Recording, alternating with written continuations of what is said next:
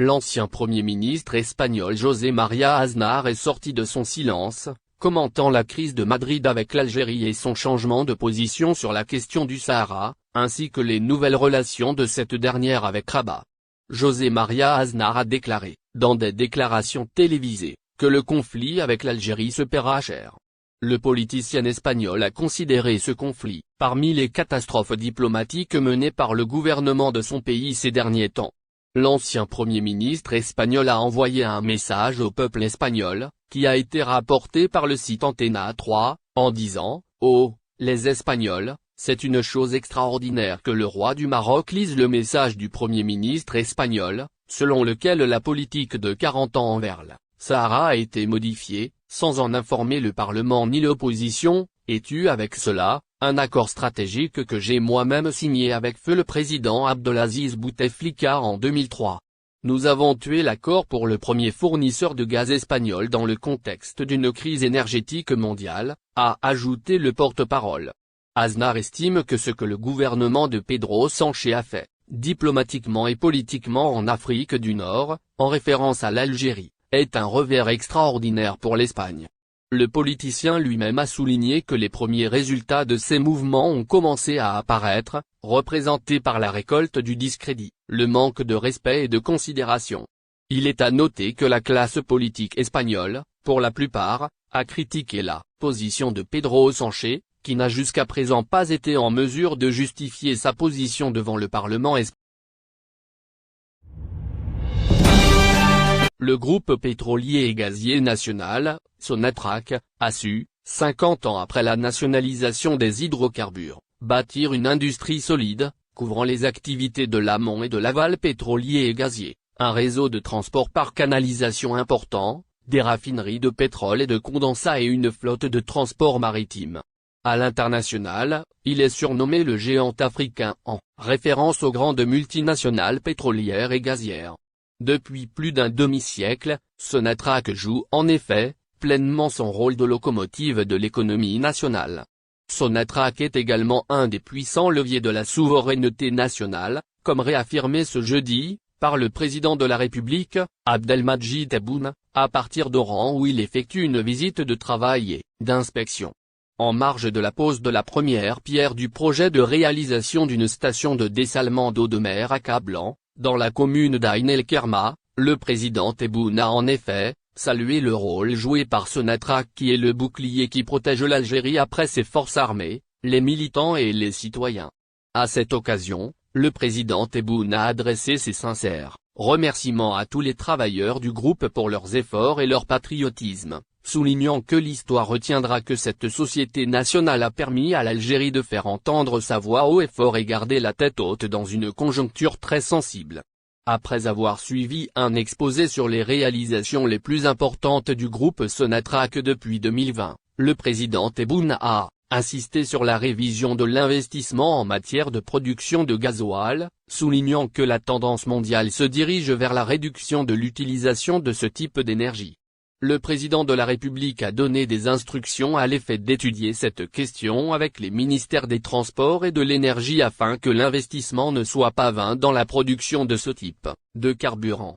Le président de la République a également salué les efforts de Sonatrach dans la fabrication de produits que l'Algérie importait jusque-là, mettant en avant l'effort du groupe pour son adhésion à la nouvelle politique de consolidation de la production nationale, parallèlement à la réduction des importations, sauf en cas de nécessité.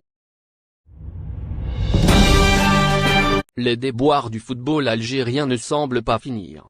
Alors que les Algériens n'ont pas encore digéré le fiasco des Verts lors de la dernière CAN, encore moins leur élimination de la Coupe du Monde 2022, voilà que la FIFA décide d'infliger une sévère sanction à la Fédération algérienne de football, FAF. L'élimination sans gloire de la sélection algérienne de football de la Coupe du Monde de la FIFA 2022, prévue au Qatar en fin d'année, a mis à nu les lacunes de la gestion du ballon en Algérie, à commencer par la FAF. Cette dernière a d'ailleurs fait l'objet de nombreuses critiques de la part des supporters algériens au lendemain de la défaite des Verts contre le Cameroun lors du match de barrage du Mondial 2022. Face à la montée au créneau des supporters qui l'accusaient de ne pas avoir protégé l'équipe nationale contre l'arbitrage du Gambien Bakary Gassama, le président de la FAF Sharafeddine Amara a décidé de jeter l'éponge en annonçant, le 31 mars, sa démission et celle des membres de son bureau fédéral. Une démission officialisée lors de l'AG ordinaire de la FAF tenue le 15 juin dernier à Alger.